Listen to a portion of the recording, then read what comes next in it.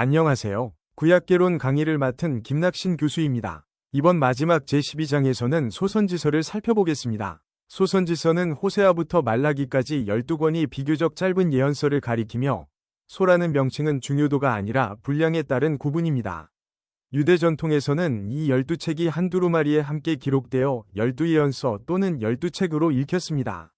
이 책들은 기원전 8세기 아수르 시대부터 포로 이후 페르시아 시대에 이르기까지 서로 다른 역사와 공동체의 목소리를 담고 있습니다. 이번 강의에서는 첫째 소선지서의 역사적 배경, 둘째 심판과 회개의 메시지, 셋째 메시아 예언과 기독교적 정경 해석, 넷째 구약 예언의 신학적 의미를 차례로 정리하겠습니다. 짧은 책들 안에 언약, 정의, 심판, 회복과 열방을 향한 하나님의 뜻이 얼마나 깊이 담겨 있는지 살펴보겠습니다. 특히 마지막 강의에서는 12책을 서로 분리된 단편이 아니라 심판과 소망을 이어가는 하나의 정경적 대화로 읽는 관점을 익히겠습니다. 소선지서는 호세아, 요엘, 아모스, 오바댜, 요나, 미가, 나훔, 하박국, 스바냐, 학개, 스가랴, 말라기의 12책으로 구성됩니다. 히브리 성경에서는 이 책들을 한 묶음인 12예언서로 다루며 후기 예언서에 배치합니다. 슬라이드의 테레이 아사르는 유대 전통에서 사용되는 아람어 계열 표현으로 12를 뜻하고 히브리어로는 흔히 12책이라는 뜻의 표현이 사용됩니다.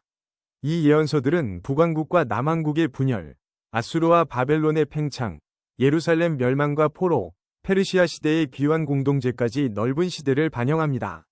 다만 각 책의 최종 형태와 일부 선지자의 정확한 연대는 학술적으로 논의됩니다. 따라서 12책을 한 줄의 단순한 연표로만 읽기보다 서로 다른 시대의 말씀들이 한 정경 안에서 언약과 심판, 회복을 대화하듯 이어지는 모습에 주목해야 합니다. 한두루마리에 함께 전승된 사실은 이 책들이 개별 목소리를 유지하면서도 공동의 신학적 흐름 안에서 읽혀왔음을 보여줍니다. 이 배경을 기억해야 각 예언의 대상과 강조점을 바르게 이해할 수 있습니다. 기원전 8세기 북왕국 이스라엘은 여로보암 2세 시대의 경제적 번영을 누렸지만 부의 집중과 약자 착취, 우상 숭배가 심각했습니다. 아모스는 가난한 사람을 빛과 신 한 켤레 때문에 종으로 넘기고 화려한 예배를 드리면서도 정의를 외면하는 사회를 고발했습니다. 그는 정의를 물같이, 공의를 마르지 않는 강같이 흐르게 하라 고 선포하며 선택받은 백성일수록 더 큰 책임을 져야 한다고 가르쳤습니다. 호세아는 결혼과 가족의 상징을 통해 하나님을 떠나 다른 신을 섬긴 이스라엘의 배신을 표현했습니다. 이 상징은 강렬하지만 여성과 가족을 비난하는 방식으로 적용하지 말고 언약을 깨뜨린 공동체에 대한 예언적 비유로 읽어야 합니다. 결국 사마리아는 기원전 722년 또는 721년에 아수르에 함락되었고 북왕국은 제국의 강제 이주 정책 속에서 정치적 독립을 잃었습니다. 멸망은 선지자의 예언이 현실과 무관한 종교 언어가 아니라 권력과 경제, 예배의 타락을 해석한 역사적 말씀이었음을 보여줍니다. 제국의 위협은 회개를 미룰 수 없는 현실적 경고가 되었습니다. 북왕국 멸망 이후 남왕국 유다는 약 한 세기 이상 존속했지만 아수르의 영향과 내부의 우상 숭배, 지도층의 불의 속에서 위기를 맞았습니다. 미가는 예루살렘과 유다의 지도자들이 백성을 착취하고 정의를 굽게 하는 모습을 책망했고 스바냐는 여호와의 날을 통해 죄와 교만에 대한 심판을 경고하면서도 겸손한 남은 자의 회복을 선포했습니다. 기원전 7세기 후반 아수르가 쇠퇴하자 바벨론이 새로운 강대국으로 등장했습니다. 나훔은 니느웨의 몰락을 제국의 폭력에 대한 심판으로 노래했고 하박국은 왜 하나님이 더 악한 바벨론을 심판의 도구로 사용하시는지 질문했습니다. 그의 위인은 믿음으로 살리라 는 말은 혼란 속에서도 하나님의 신실하심을 붙드는 태도를 가리킵니다. 예루살렘은 기원전 587년 또는 586년에 함락되고 성전이 파괴되면서 유다 왕국은 종말을 맞았습니다. 이 과정에서 신앙은 승리하는 국가와 동일시되지 않았고 패배와 포로 속에서도 하나님을 신뢰하는 새로운 질문과 고백으로 깊어졌습니다. 포로는 신앙의 끝이 아니라 하나님을 새롭게 이해하는 전환점이 되었습니다. 바벨론 제국을 정복한 페르시아의 고레스 왕은 기원전 538년경 피정복민들이 고향과 성소를 회복하도록 허용하는 정책을 펼쳤습니다. 에스라 1장은 이를 하나님이 고레스를 움직여 유다 백성이 예루살렘으로 돌아가게 하신 사건으로 해석합니다. 귀환 공동체는 경제적 어려움과 주변 갈등, 실망 때문에 성전 재건을 미루었고 학개는 자신의 집을 꾸미면서 하나님의 집을 폐허로 두는 태도를 책망했습니다. 스가랴는 환상과 상징을 통해 성전과 공동체의 회복, 하나님의 임재와 미래의 평화를 격려했습니다. 말라기는 제사장들의 부실한 재물, 신앙적 냉소와 공동체의 불성실을 비판하며 언약에 충실할 것을 촉구했습니다. 기독교 성경에서 말라기가 구약의 마지막에 놓이지만 이것이 곧 모든 예언 활동의 정확한 시간적 마지막을 뜻하는 것은 아닙니다. 소선지서는 멸망 이후에도 말씀과 예배, 정의로운 삶으로 공동체를 다시 세우라고 요청합니다. 재건은 건물만 세우는 사업이 아니라 예배와 경제생활, 지도자의 책임과 이웃관계를 하나님의 뜻에 맞게 다시 배열하는 일이었습니다. 소선지서의 연대는 확실한 표제와 역사적 사건을 기준으로 대략 정리할 수 있지만 모든 책을 정확한 순서로 확정할 수 있는 것은 아닙니다.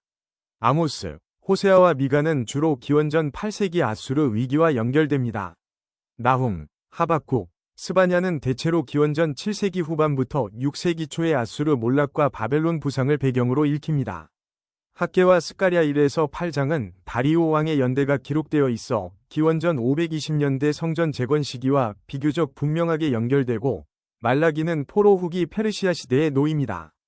반면 요엘과 오바댜의 연대는 오래전부터 논쟁되어 왔으며 많은 학자는 예루살렘 멸망 이후의 상황을 반영한다고 봅니다. 요나서는 기원전 8세기 인물을 주인공으로 하지만 책의 문학적 형성 시기는 더 후대로 보기도 합니다. 그러므로 연대표는 학습의 안내이지 절대적 확정표가 아니면 각 책의 본문과 역사적 단서를 함께 살펴야 합니다. 정경의 배열은 반드시 역사적 순서와 같지 않으며 현재의 12책 순서는 주제와 연결어, 편집적 의도를 함께 반영할 수 있습니다. 소선지서 전체를 관통하는 중요한 주제는 심판과 회개입니다. 선지자들은 백성이 하나님과의 언약을 어기고 우상 숭배, 폭력, 거짓 재판과 약자 착취를 지속한다면 심판이 임한다고 경고했습니다. 시내산 언약은 단순히 종교의식을 지키라는 계약이 아니라 하나님을 사랑하고 이웃에게 정의와 자비를 실천하는 공동체의 삶을 요구했습니다. 따라서 우상 숭배와 사회적 불의는 서로 분리된 두 문제가 아니었습니다. 다른 신을 의지하는 태도는 권력과 부를 절대화하고 결국 가난한 사람과 나그네의 권리를 무너뜨렸습니다. 그러나 예언의 경고는 파괴 자체를 즐기는 선언이 아니라 백성이 돌이켜 생명을 얻도록 부르는 말씀입니다. 예언서에서 미래 선포는 흔히 현재의 행동에 대한 결과를 보여주며 진실한 회개가 이루어질 때 재앙이 돌이켜질 가능성도 포함합니다. 심판과 회개를 함께 읽을 때 하나님의 공의와 자비가 분리되지 않음을 이해할 수 있습니다. 그러므로 회개는 개인의 감정에만 머물지 않고 예배, 재판, 경제와 국제 관계에서 언약에 합당한 삶으로 방향을 바꾸는 행동입니다. 호세아서는 하나님과 이스라엘의 관계를 결혼과 부모의 사랑이라는 강렬한 비유로 설명합니다. 호세아 1에서 3장에서 고멜과 자녀들의 이야기는 이스라엘이 바알 숭배와 정치적 동맹을 통해 하나님께 신실하지 못한 현실을 상징합니다. 다만 고멜의 삶에 관한 세부와 결혼 사건을 문자적으로 어떻게 이해할지는 여러 해석이 있으므로 본문이 여성의 실제 삶을 정죄하거나 가정폭력을 정당화하는 근거가 되어서는 안 됩니다. 핵심은 이스라엘 공동체의 언약적 배신입니다. 호세아 11장은 하나님을 걸음을 가르치고 품에 안아 먹이신 부모로 묘사하며 심판을 선포하면서도 사랑 때문에 마음이 돌이키는 하나님의 긍휼을 보여줍니다. 나는 인애를 원하고 제사를 원하지 않는다. 는 6장 6절은 제사를 완전히 폐지한다는 뜻보다 언약적 사랑과 하나님을 아는 삶이 없는 의식은 공허하다는 경고입니다. 회복은 관계의 진실성과 자비를 다시 배우는 데서 시작됩니다. 이 책의 사랑 비유는 배신의 심각성을 드러내면서도 하나님이 관계를 회복하기 위해 먼저 말씀하고 설득하며 새 언약을 약속하시는 모습을 보여줍니다. 아모스는 남유다 드고아 출신이지만 북왕국의 번영기에 사마리아와 베델의 부유층을 향해 말씀을 전했습니다. 그는 하나님이 이스라엘을 알았다. 곧 특별한 언약 관계를 맺으셨기 때문에 그들의 죄를 더 엄중히 책임 묻는다고 선포했습니다. 선택은 면책 특권이 아니라 정의를 실천할 사명입니다. 아모스는 재판을 뇌물로 굽게 하고 가난한 사람을 빚 때문에 종으로 만들며 사치로운 생활을 유지한 경제 구조를 고발했습니다. 동시에 절기와 노래, 번제와 소제를 드리면서 일상에서는 약자를 억압하는 종교적 위선을 비판했습니다. 정의를 물같이, 공의를 마르지 않는 강같이 흐르게 하라. 는 말씀은 개인의 선행만이 아니라 공동체의 재판과 경제, 예배의 질서가 지속적으로 바로 서야 함을 뜻합니다. 따라서 참된 예배는 성전 안의 감동과 사회 속 책임을 연결합니다. 오늘의 교회도 선택과 축복을 자랑하기보다 권력과 재정이 약자의 생명을 살리는 방향으로 사용되는지 점검해야 합니다. 아모스의 메시지는 사회 정의를 복음과 무관한 부차적 관심으로 밀어낼 수 없으며 하나님을 아는 신앙이 공적 책임으로 드러나야 함을 가르칩니다. 미가 6장 8절은 하나님이 요구하시는 삶을 정의를 행하고 인애를 사랑하며 겸손히 하나님과 동행하는 것으로 요약합니다. 정의는 공정한 재판과 약자의 권리 보호를 포함하고 인애는 언약 안에서 지속되는 충성과 자비를 뜻하며 겸손한 동행은 자신의 권력과 경건을 자랑하지 않고 하나님의 뜻에 순종하는 태도입니다. 미가는 지도자와 제사장, 선지자가 이익을 위해 백성을 이용하는 모습을 비판했습니다. 요엘은 메뚜기 재앙과 여호와의 날을 배경으로 공동체 전체가 금식하고 하나님께 돌아오라고 촉구합니다. 옷을 찢지 말고 마음을 찢으라. 는 말은 외적 행위가 필요 없다는 뜻이 아니라 의식이 진실한 내적 변화와 연결되어야 함을 강조합니다. 회개의 근거는 인간의 공로가 아니라 은혜롭고 자비로우며 노하기를 더디하시는 하나님의 성품입니다. 공의와 회개는 서로 경쟁하지 않고 잘못된 관계와 구조를 고쳐 하나님과 이웃에게 돌아가는 하나의 길을 이룹니다. 미가와 요엘은 하나님 앞에 겸손히 현실을 회피하는 수동성이 아니라 잘못을 인정하고 피해를 바로잡으며 공동체를 새롭게 하는 용기임을 보여줍니다. 소선지서의 메시지는 심판, 회개, 회복이라는 역동적 구조를 보여줍니다. 우상 숭배와 사회적 불의, 폭력과 언약 파기는 하나님의 심판을 불러왔고 아수르와 바벨론의 침략은 이스라엘과 유다에게 역사적 재난이 되었습니다. 그러나 선지자들은 제국 자체를 위로운 존재로 찬양하지 않았습니다. 심판의 도구가 된 제국도 교만과 잔혹함 때문에 하나님의 판단을 받습니다. 경고의 목적은 백성이 죄를 인식하고 돌아오도록 하는 데 있으며 회개는 감정적 후회만이 아니라 우상을 버리고 정의와 신실함을 회복하는 구체적 변화입니다. 학개와 스가랴는 포로 이후 성전과 공동체를 다시 세울 희망을 전했고 호세아와 요엘은 하나님의 자비가 심판보다 깊음을 선포했습니다. 회복은 과거의 상태로 단순히 되돌아가는 것이 아니라 정결한 예배, 새 마음, 평화로운 공동체를 향한 변화입니다. 하나님의 공의와 자비는 모순이 아니라 죄를 바로잡고 생명을 회복하시는 거룩한 사랑 안에서 하나로 만납니다. 이 구조는 인간의 회개가 하나님의 사랑을 만들어내는 것이 아니라 먼저 다가오시는 자비가 돌이킴과 새로운 순종을 가능하게 한다는 점도 가르칩니다. 소선지서에는 다윗 계열의 통치자, 평화를 가져오는 왕, 하나님의 영을 부어주시는 시대, 주의 길을 준비하는 사자와 같은 미래 소망이 나타납니다. 메시아라는 말은 히브리어 마시아흐, 곧 기름 부음 받은 자에서 왔으며 구약에서는 왕과 제사장, 때로는 하나님이 특별한 임무를 맡긴 인물에게 사용됩니다. 모든 관련 본문이 처음부터 한 명이 종말론적 구원자를 동일한 방식으로 지칭하는 것은 아닙니다. 각 예언은 전쟁, 왕권의 위기, 포로와 성전 재건 같은 당대의 역사적 상황에서 먼저 이해해야 합니다. 그러나 다윗 왕조의 회복, 위로운 통치, 성령과 치유에 대한 여러 기대가 후대 유대교와 기독교에서 메시아적 소망으로 함께 읽히게 되었습니다. 기독교 정경은 미가, 스가랴, 요엘과 말라기의 말씀을 예수 그리스도의 탄생과 사역, 십자가와 성령 강림에 연결합니다. 원래 문맥과 후대의 정경적 성취를 구분하면서도 함께 읽는 것이 균형 있는 해석입니다. 따라서 메시아적 해석은 구약 본문을 단순한 신약의 암호표로 축소하지 않고 이스라엘의 역사적 소망과 그리스도 안의 정경적 성취를 함께 존중해야 합니다. 미가 5장 2절은 작은 베들레헴 에브라다에서 이스라엘을 다스릴 자가 나올 것이라고 선포합니다. 베들레헴은 다윗의 고향이므로 이 말씀은 아수르의 위협과 지도력의 실패 속에서 다윗 계열의 이상적인 통치자를 기대하게 합니다. 그의 근본은 상고에 옛날에 있다. 는 표현은 먼저 오래된 다윗 전통과 하나님의 옛 약속을 가리키는 말로 이해할 수 있으며 원문만으로 반드시 신적 선제를 직접 증명한다고 단정하는 것은 신중해야 합니다. 이어지는 구절에서 그 통치자는 하나님의 능력으로 목자처럼 백성을 돌보고 땅끝까지 위대해지며 평화를 이룹니다. 신약의 마태복음은 예수의 탄생 장소를 설명하면서 이 본문을 인용했고 기독교 전통은 베들레헴에서 태어난 예수 안에서 다윗의 약속이 성취되었다고 고백합니다. 이 예언의 힘은 크고 화려한 수도가 아니라 작은 마을에서 구원의 지도자를 일으키시는 하나님의 방식과 지배가 아닌 목양과 평화로 나타나는 왕권에 있습니다. 작은 베들레헴에서 시작되는 평화의 통치는 하나님이 중심과 주변, 강자와 약자에 대한 세상의 평가를 뒤집으시는 구원 방식을 잘 보여줍니다. 스가랴 9장 9절은 시온에게 공의롭고 구원을 베풀며 겸손하게 나귀를 타고 오는 왕을 기뻐하라고 말합니다. 이어지는 문맥은 병거와 군마와 전쟁의 활이 끊어지고 그 왕이 민족들에게 평화를 선포한다고 설명합니다.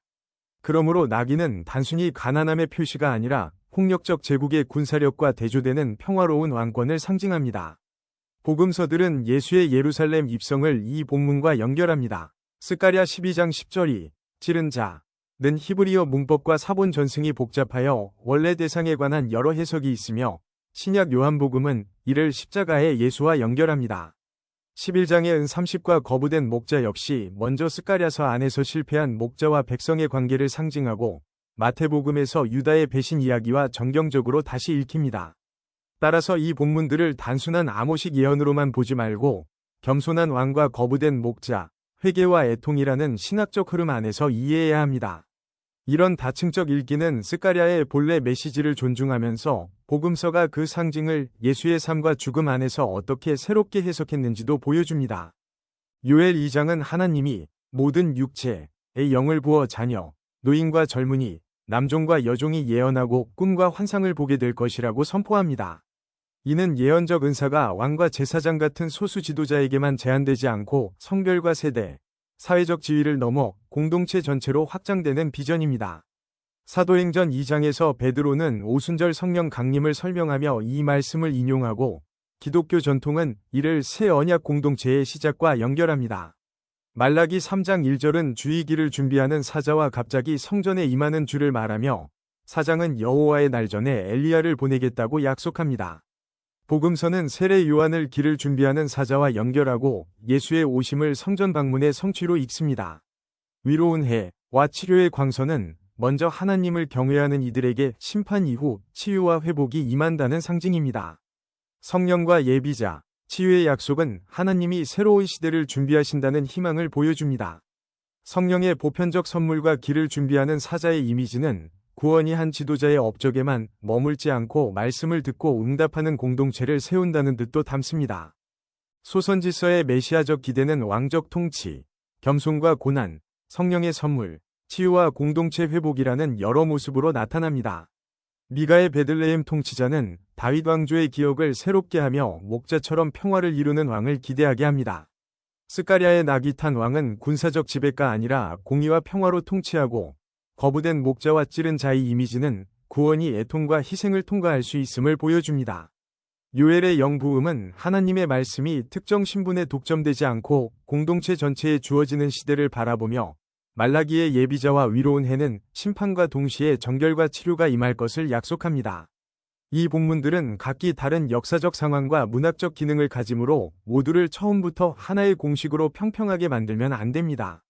기독교 신앙은 이 다양한 기대가 예수 그리스도의 왕권과 십자가, 성령의 사역 안에서 깊이 연결된다고 읽으며 동시에 이스라엘에게 주어진 평화와 회복의 원래 소망을 존중합니다.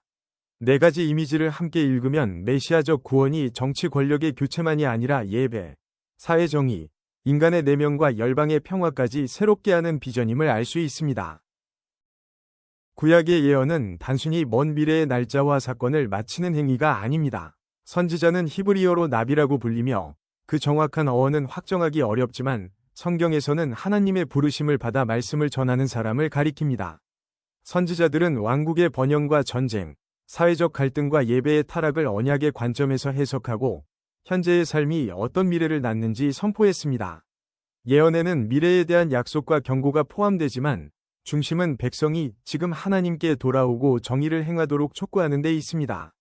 또한 예언서는 한 선지자의 즉석 발언만을 그대로 기록한 문서라기보다 말씀과 전승이 보존되고 편집되어 후대 공동체에게 다시 적용된 책입니다. 그러므로 예언을 이해할 때에는 역사적 배경, 문학 형식, 정경 안의 위치를 함께 살펴야 합니다. 소선지서의 신학적 의미는 하나님이 역사 속에서 말씀하시고 언약과 공의를 요구하며 심판 중에도 회복과 미래를 여시는 분임을 증언하는 데 있습니다. 참된 예언을 분별할 때에도 놀라운 현상보다 말씀이 하나님에 대한 신실함, 정의와 생명, 회개와 책임으로 공동체를 이끄는지 살펴야 합니다. 구약 예언의 첫 세 가지 의미를 정리해 보겠습니다. 첫째, 하나님은 역사 속에서 말씀하시는 분입니다. 아수르와 바벨론, 페르시아 같은 제국이 등장하고 왕국이 무너지는 현실 속에서도 선지자들은 역사가 우연이나 제국의 힘만으로 움직이지 않으며 하나님이 인간의 행동을 판단하신다고 선포했습니다. 둘째, 예언은 언약 관계를 강조합니다. 아브라함과 시내산에서 주어진 언약을 기준으로 하나님 사랑과 이웃 사랑, 예배와 정의를 함께 평가했습니다. 선택받았다는 사실은 특권의 보증이 아니라 신실함의 책임이었습니다. 셋째, 하나님은 공의로 죄를 심판하십니다. 우상 숭배뿐 아니라 거짓 재판, 토지와 노동의 착취, 약자에 대한 폭력이 심판의 이유가 되었습니다. 그러나 심판의 경고는 회개의 기회를 주기 위한 말씀입니다. 아모스 4장에 반복되는 너희가 내게로 돌아오지 아니하였다 는 탄식은 재앙 자체보다 백성이 돌아오기를 원하시는 하나님의 목적을 드러냅니다. 역사, 언약, 공의는 예언을 현실적인 신앙으로 만듭니다.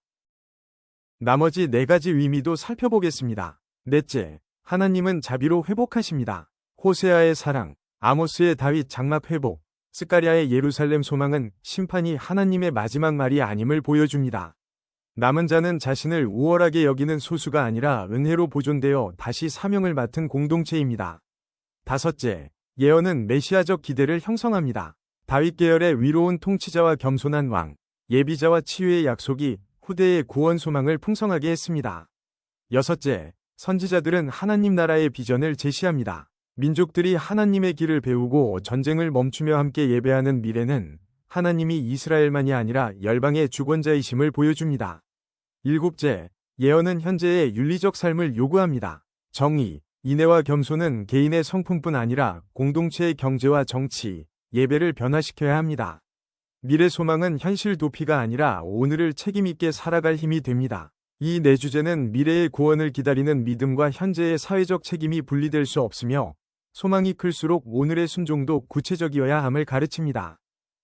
구약 예언을 종합하면 중심에는 역사의 주권자이신 하나님이 계십니다. 아수르와 바벨론 같은 제국은 영원하지 않으며 힘이 강하다는 이유로 하나님의 뜻과 동일시될 수 없습니다. 하나님은 이스라엘과 유다의 죄를 심판하시지만 제국의 교만과 폭력도 판단하십니다. 동시에 하나님은 언약을 포기하지 않고 남은 자와 귀한 공동체를 통해 새로운 시작을 이루십니다.